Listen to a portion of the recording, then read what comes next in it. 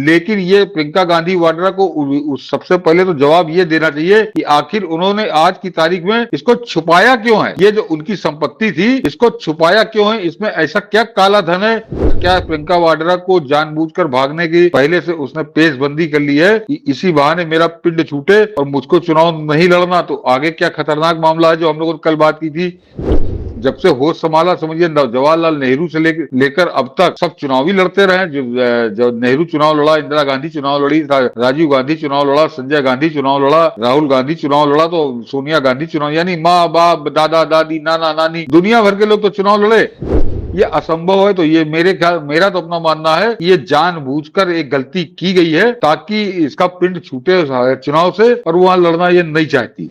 तो सवाल है कि या तो इसने खुद किया है, और या फिर अगर इसने जानबूझकर छुपाया है तो ऐसा क्या दो नंबरी है उस पूरे जो संपत्ति इसने छुपाई है कि जिसको ये देश को नहीं बताना चाह रही थी। सर, एक और चीज आ रही है कि प्रियंका वाड्रा वायनाड से चुनाव लड़ने की बात हो गई, ताल ठोक करके वहां आ गई। उसके बाद प्रियंका वाड्रा ने एफिडेविट जो फाइल किया उस पर सवाल उठने लगे। प्रेस कॉन्फ्रेंस करके बीजेपी ने सवाल उठाए हैं इस बात को लेकर के कि उसने झूठा एफिडेविट फाइल किया है। आप कह रहे हैं कि झूठा एफिडेविट? हाँ, बहुत गंभीर मामला है मनीष जी। और उसमें झूठ क्या है ये दर्शकों को जरा मैं बता दूं, उसके बाद फिर हम लोग इस पर चर्चा करेंगे कि प्रियंका गांधी ने क्या झूठ बोला है उस एफिडेविट में। कि प्रियंका गांधी के हलफनामे में नेशनल हेराल्ड, एजीएल और यंग इंडिया अखबार सहित जरूरी तथ्यों को नहीं दिखाया गया है। ये सबसे खास बात है। इन सभी की बागडोर गांधी परिवार के हाथों में थी। इन तथ्यों को भी एक जगह भी प्रदर्शित नहीं किया गया है, जबकि एजीएल कंपनी द्वारा वर्ष 2011-12 में जारी की गई जानकारी के अनुसार इस कंपनी में राहुल गांधी सहित प्रियंका गांधी वाड्रा की एक अहम हिस्सेदारी रही है। इसके अलावा प्रियंका गांधी वाड्रा ने एजेएल के 47,513 अतिरिक्त शेयर की हिस्सेदारी भी खरीदी थी। ये जरा दर्शक ध्यान रखें, अभी मैं जब बताऊंगा तो आपको कुछ और समझ में आएगा।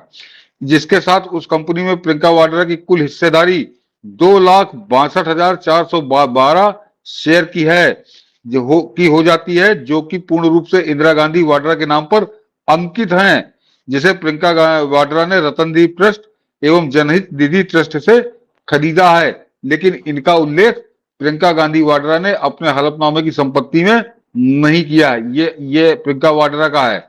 और उसके अलावा कि केवल बात प्रियंका वाड्रा की नहीं, उसके पति रॉबर्ट वाड्रा जो कि जमीन की लूट खसोट करने से छोड़िए, कि प्रियंका गांधी वाड्रा ने अपने हलफनामे में केवल 3 ही कंपनी, जिसमें blue bridge company, north India company, IT park LLP और स्काईलाइट हॉस्पिटैलिटी के बारे में जानकारी दी है।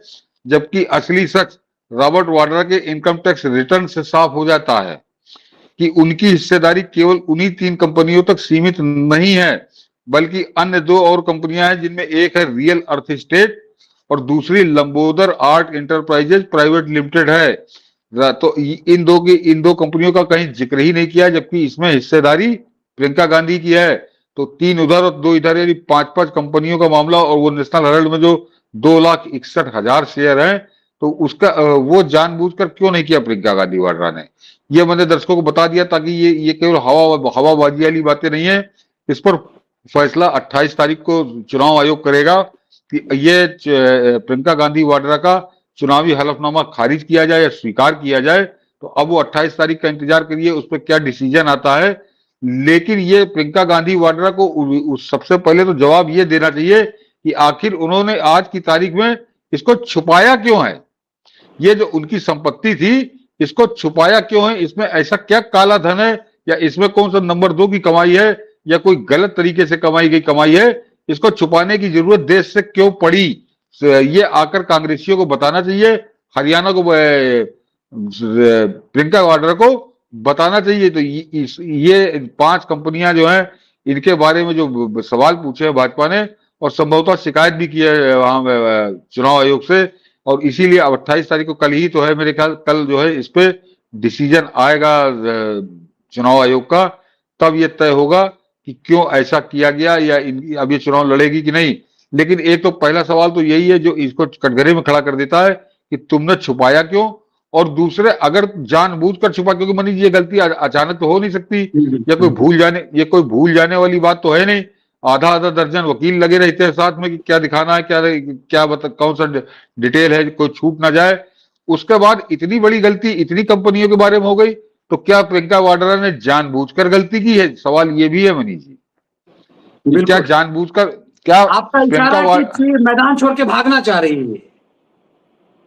हाँ हाँ, वही मेरा कहने का है कि या क्या प्रियंका वाड्रा को जानबूझकर भागने की पहले से उसने पेशबंदी कर ली है कि इसी बहाने मेरा पिंड छूटे और मुझको चुनाव नहीं लड़ना। तो आगे क्या खतरनाक मामला है जो हम लोगों ने कल बात की थी कि आगे गृह युद्ध की जो स्थिति बन रही है, तो प्रियंका वाड्रा ने संभवतः जानबूझकर ये किया है कि अब मुझको इसी बहाने मुक्ति मिले और मैं चुनाव से नहीं लड़ूंगी। तो ये बड़ी कॉमन सी चीज है, और इसके तो पूरे परिवार में, मतलब जब से होश संभाला समझिए जवाहरलाल नेहरू से लेकर अब तक सब चुनावी लड़ते रहे।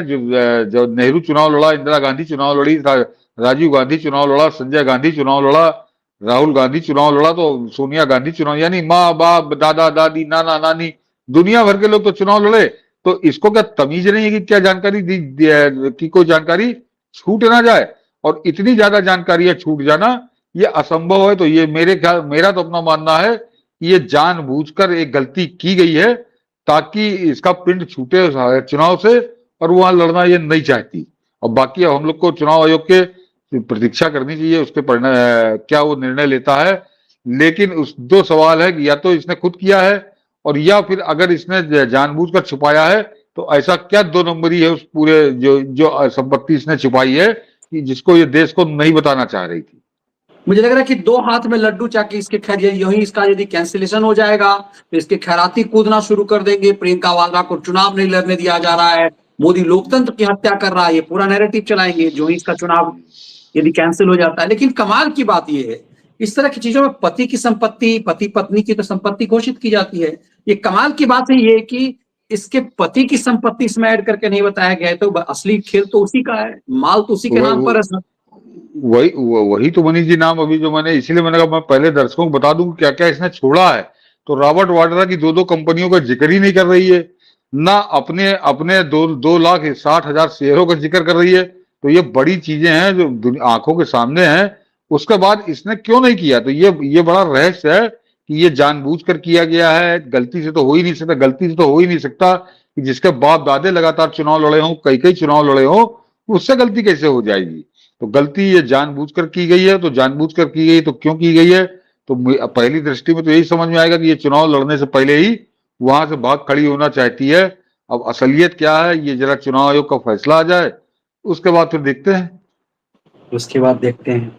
ये इसीलिए बहुत महत्वपूर्ण है, हमने इसे उठाया कि भाई प्रियंका वाड्रा का इस तरह की गलती कोई सामान्य नहीं है और इतनी नासमझी नहीं है कि भाई पहली बार कोई विधायकी का या फिर नहीं नहीं, सरपंच का चुनाव लड़ रहा हो, ऐसा हाँ नहीं। हाँ।